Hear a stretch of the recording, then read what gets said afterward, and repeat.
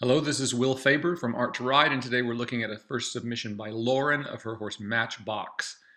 Matchbox is a 13-year-old paint gelding that doesn't have any paint on him, and she's been had him for about 4 years, it sounds like, and had some front foot soreness problems with him. She's got him in some corrective shoes. Those look pretty good there from what I see. And she's put shoes on the back of him, learning once again, as so many people have, that you just really can't work horses barefoot and think they're going to stay sound. Not many of them do. So starting off here in the walk, it's not bad in terms of how he's stretching into it, not bad at all. Now, one thing I'd really like you to do, and this is the biggest problem that we're having throughout this, is that you're getting way too much in front of the horse's eye. Therefore, you're not able to send him forward as much as you'd like because you're getting too far forward. So remember that when you lunge, you want to stay at the top of a triangle formed by your, in this case, it'd be your right hand with the line, and then your whip in the other hand. And we need to try to keep the slack out of the rein all the time so that we can have contact with the horse. Because otherwise, now this horse is obviously pretty sleepy here walking along, but for no other reason, very often if we have slack in the rein like that, if the horse suddenly decides to act up, they can get quite a bit of a pull on you, going before they hit the line. I've seen people pulled right off of their feet doing that. So we want to keep the horse close contact, that is just the weight of the rein, just like we do when we ride. Think of lunging as just riding from the ground. So we want to have contact with the horse's mouth, so an unbroken line. So try to pick up that line a little bit next time and get him out the end of it. So we need to see how you're getting so far in front of him. That's why you're having difficulty getting him to move forward. So you'd want to shorten your line here and stay a little bit further back. And once again, it's easier if you stay on a circle. It's harder going up and down the long side. There's nothing wrong with doing that. But once again, don't get so far out ahead of his eye so you can make him more active. So basically what we're seeing here is not bad in terms of what he's doing. It's just not enough swing in the walk. So we need to try to activate this quite a bit more. Though he's pleasant enough in going along the way he is, but this isn't enough really to develop very much. So once again, we need to get him much more active than this. I suggest once again you go back and watch our videos on lunging and just see the technique that we use there of keeping the slack out of the rein so you can keep him a little more ahead of your leg. And don't be afraid to tap him with the whip every now and then. I mean, that's what it's for. Hopefully you have a lash on that long enough that we can touch them. That's why I always tell people, you want to lunge with the longest whip that you can possibly find, the longest lash, so you can get to the horse. That way your circle can be bigger. And I also tell people all the time that they need to practice with the whip. Using a whip is a skill, and unfortunately, just working horses, we don't get enough time unless you're, lunging 10 horses a day or something. So I suggest you go in your backyard or wherever you can away from horses and, find yourself a little target. Remember that the place generally, there's only 3 places we ever tap the horse with the lunge line, and that's in that fleshy area above the hocks, the back of the buttocks there, so to speak. And then we can touch them on the side, right where your leg goes, to move them away. And then if horses flip on you, you can tap them on the shoulder to get them to turn around if you're very good at it. But don't try that unless you're very good at this and are very accurate with the whip. So basically, you should stick to using it in those 2 places that is along the side there when you want to make it move away from you, just where your leg would be, and then also in that fleshy area above the hocks there on the buttocks. And that's where you want to touch him. So you need to just touch this horse a little more actively and try to get this walk a little more swinging. Now, we could also see from the still photos that we saw of this horse that, he looks like he's never really developed a top line. His back is pretty sunken behind the withers there. So we have a lot of correction to be done here. And we could see that there's a big dip kind of in front of the hips, so to speak.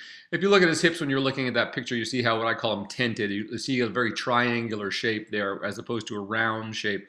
And that's from the horse just never really working in its full length of stride. That's what, starts out causing those hunter bumps. It's just that the horse isn't using the full range of his motion. See what I mean there as you come around there? That it's a little sunken away in front of the croup there, and kind of angular looking there in the hip bones. So once again, we just want to get a lot more active swing in this walk than we're getting here. Once again, not bad, and at least he's relaxed, so you're getting some things happening pretty nicely.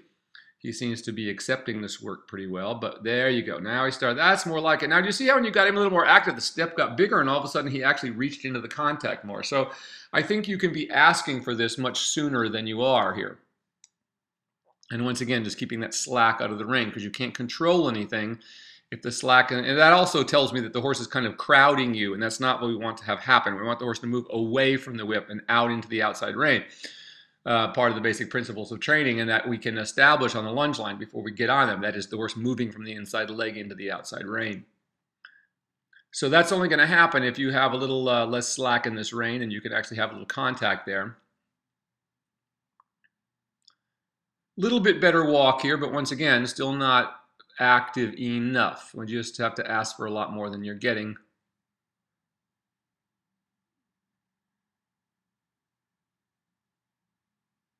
So this is looking a little better here. He's starting to step a little more actively. The walk is at least starting to get a little more rhythmic. You know, as someone once said, a horse should look like in its walk that it's not hurrying, but like it's going home from a pasture to eat in the afternoon, so to speak. You know, they're not, you know, racing. Once in a while they do, but you know, they have this good pace coming back towards something that they want. And that's what we want our walk to be like, swinging and active. So you're really covering some ground and getting someplace. Remember, the ultimate object of dressage is simply to get the most efficiently from point A to B on the back of a horse. So the most efficient way for that to happen is for the horse to engage deep under its body and lift its back so it can carry you. So once again, I would like to have seen that walk get a lot more active, just keeping the slack out of your line there, and you staying back a little bit more than you're doing. Back behind the eye. Same thing here in the walk. You're almost getting ahead of his eye too much. So you want to make him more active the whip and stay back a little bit so that we can establish some rhythm.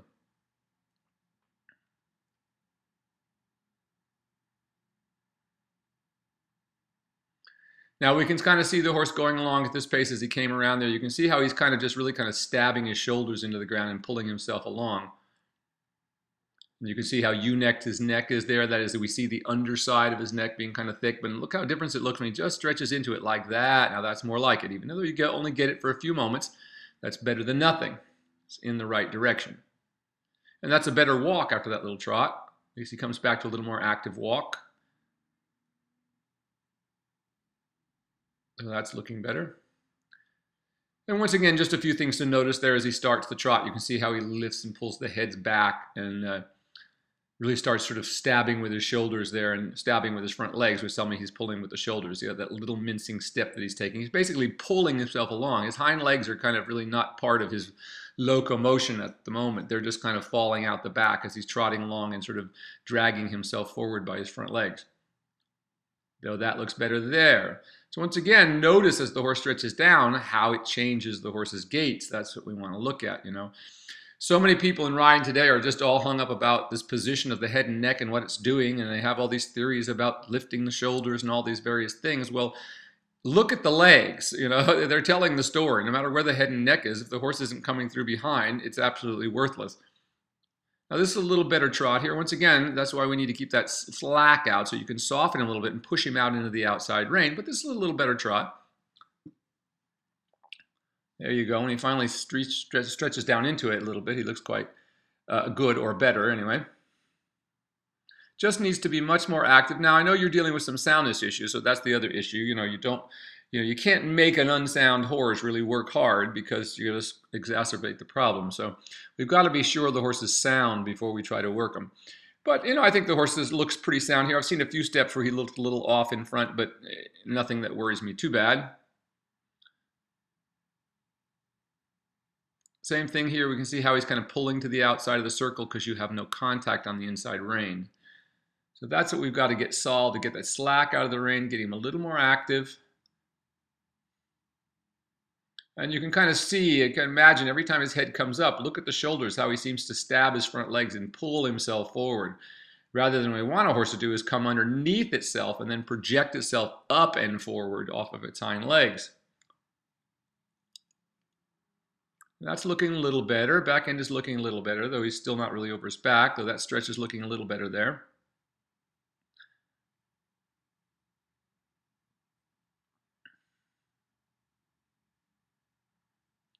Little better trot there. Now I see how he's also kind of counter bent a lot of the times. He's looking to the outside coming around your corner. So once again, why we need to get that slack out of the rein so that you can keep contact with him so that we can start him bending in the right direction and moving away from the whip. So the biggest thing here that's not happening is he's really not moving correctly out away from your whip. So you need to do much more work with that, getting him to respect that a little more. And you can see how he's kind of going, his shoulders are kind of outside and his hips are on a different circles. See what I mean? As you come around there, you can see how his hips are more to the inside than his shoulders are. So think about just trying to get both ends of the horse on the same circle, if nothing else, and that'll get the horse beginning to move into the outside rein. So pay attention that the horse isn't going all the time as it is right here with its hindquarters to the inside. Though he has a few moments there where he stretches a little better into that and it looks better as he's going along there.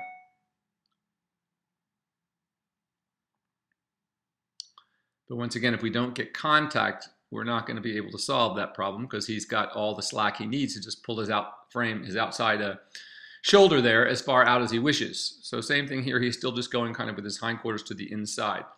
So we need to make all that a lot more active. We need to get that slack out of the rein so that we can get him swinging through and beginning to bend. Now, talking about the bend, though, remember, we don't worry too much about bend until we get the horse longitudinally bent. That is over its back. A horse can't bend from side to side until it lifts its back. That's what frees the spine up and lets it bend from side to side. Once again, why we see a lot of upper level horses that don't actually bend these days, because they're not really working up to their back. They're just hollow, lifting their legs up and not really in what we call real collection, that is lowering the three joints of the hind legs while lifting the back.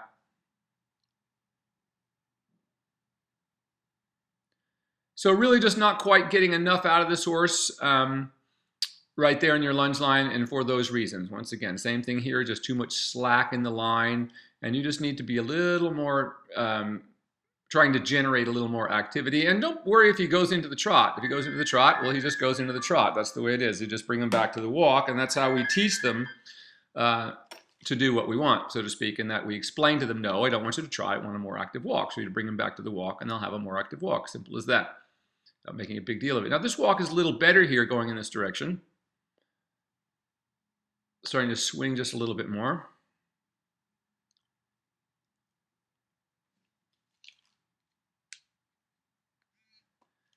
But still just not quite enough, and this is the same problem. So you're having to take up the slack by holding all that line up in your hand. And you might even want to get a longer line. I mean, when you've got really that much line wrapped around your hand the way you have it there, that's pretty dangerous. If this horse, now he doesn't seem like the takeoff type, but you never know. You know, you're in a winter area, a bunch of snow could come off of your roof and spook this horse, and that's such a bundle that you have in your hand there, I fear that it could easily get trapped around your arm or hand, and you could find yourself in real trouble. So maybe a little shorter lunge line. I know I always cut mine shorter. The ones that I buy are always too long and there's too much extra. So I usually cut off about 10 feet of the ones that I buy from the store generally because they're just a little too long. You see what I mean? That's just way too much in your hand there. That's very dangerous. If something happens, that could easily get caught around your hand. And actually, I will tell you, I know, because I'm also a pianist, as some of you may know, but the only injuries that I've ever gotten from horses were ones overreacting on the lunge line to something or other and getting a rope tied around my finger a little bit. And I've got one of those right now, as a matter of fact. So I'm very, very conscious of my hands, and you should be too. Because if that ever really wrapped around your arm and you got drugged, you'd be in serious trouble.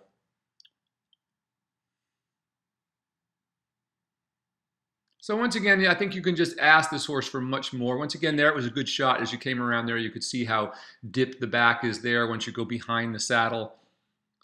There's just not much back there, and we can also see from the walk there, he does not really pulling up through the abdominal wall, and we can still see that kind of U-neckness in his neck there. And once again, this walk is getting much too slow to have anything really develop. So you just need to ask for a lot more from this horse. I think you can get it. Keep the slack out. But see here, once again, you're almost getting ahead of the horse. You're walking faster than the horse is walking. So you have a nice swing to your gait. Now we need to get the horse doing the same thing. So it's a little more active. So we want to be tapping him on that fleshy part just above the hocks there, and the fleshy part of the buttocks back there, where he can do that without any injury.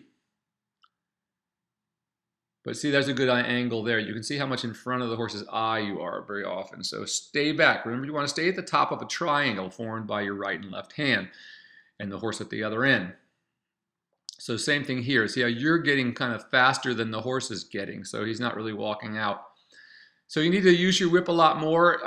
As I said, practice with it. If you're not good with it, like anything else, you need to practice. And you don't get enough practice doing horses. So take it in your back some yard somewhere away from horses, so you're not snapping it. You never want to do that around horses because it'll drive them all nuts.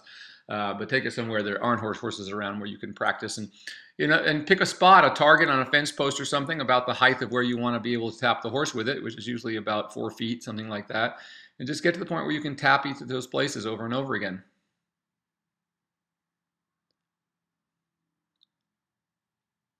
So same thing here in the trot. We can see how hollow this horse is. He's really just bracing with his neck and kind of pulling along with his shoulders there. So we've got a long way to go to get this one over his back. So there he goes. That's much better. Now, if you just had that slack out of that line and would send him on a little bit more, I think you'd just about be there. So you're not far from it. He has moments. You're just simply not asking enough to get it.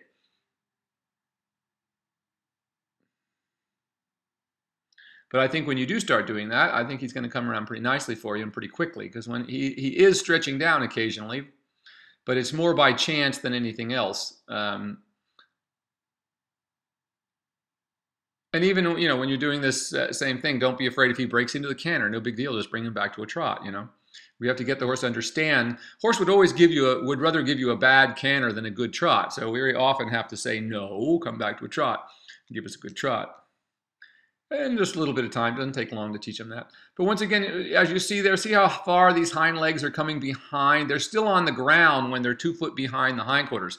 So they should be coming up and forward, and that's what getting the horse over the back does. So it equalizes the horses on all 4 legs. So we can see with this horse, he's just kind of plodding around in the front end, and the back end is just kind of falling out. Once again, you see on this shoulder how the shoulders are pulled to the outside all the time. So he's resisting, or just simply not moving away from your whip enough, or just simply not asking for enough. Same thing here. See how the shoulders are pulled to the outside and the hindquarters are to the inside. So concentrate your energies on just getting him to move the hindquarters away from you more actively. Don't worry about anything else but that. Once again, I would get a shorter or shorten this lunge line so you're not carrying so much in your hand. Now that's a little better trot there. It's coming a little better. As you can see, once again, every time he does stretch down a little bit, you can see what a huge difference it makes to his gaze. That's a little better there. But once again, see how he's bracing upwards with his head and neck, and you can see how convex that bottom part of his neck is, that it's poking out. So that tells me he's pulling with his shoulders, and you can see how he's just kind of stabbing those front feet into the ground. So you can almost, if you look hard, you can really see this horse pulling with his shoulders. His hindquarters have almost nothing to do with the movement. They're just kind of being drug along for the ride, so to speak. So that's what we have to change. We have to turn this horse into a rear engine job, so to speak, instead of just pulling himself along in the front end. And of course, that's why so many horses go lame. If a horse goes around like this forever, it's going to go lame in front, because it's not, all of the pressure of movement is being taken on the front legs. Now, some horses can get away with that for a long time if they're never being asked to do very much. But, if we're going to ask them to do very much, then we have to get that going. Now, getting back to this walk under saddle, now this is actually quite nice. So I see here it's a bit too slow, but that's the best stretch that we've seen so far with him. I like that. He just needs to be much more active. And once again, coming around there, you can kind of see that triangularness of his hips there. So don't be afraid to ask more. That's the lesson here. Don't be afraid to ask more. And if you don't get exactly what you want, if you get too much, well, then you can just slow him down. It's very simple.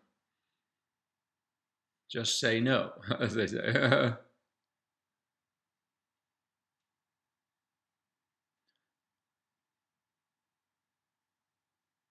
There you go, like that. And I like how your hands are just following lightly. You're not trying to force him down there. But once again, you can really see when you put the weight on this horse's back, how his back has now collapsed even more with you sitting on it than it was with him just walking along there. That dip behind the saddle looks even more pronounced. So that tells me this horse's back is very, very weak. Once again, that's the biggest thing that people just underestimate, is the strength of horses' backs, or overestimate, so to speak, because they think they're a big animal and they should just be able to do this. Well, their backs are very, very weak. And that's the hard part. But once you understand this, it's what lets everything else happen, and happen very easily. And of course, lets you avoid a lot of injuries and the kind of things that you've already gone through with this horse. one would hope that 4 years from now, this horse will be going much better than it is now that you've had him the first 4 years. And I'm sure he will be if you keep on track.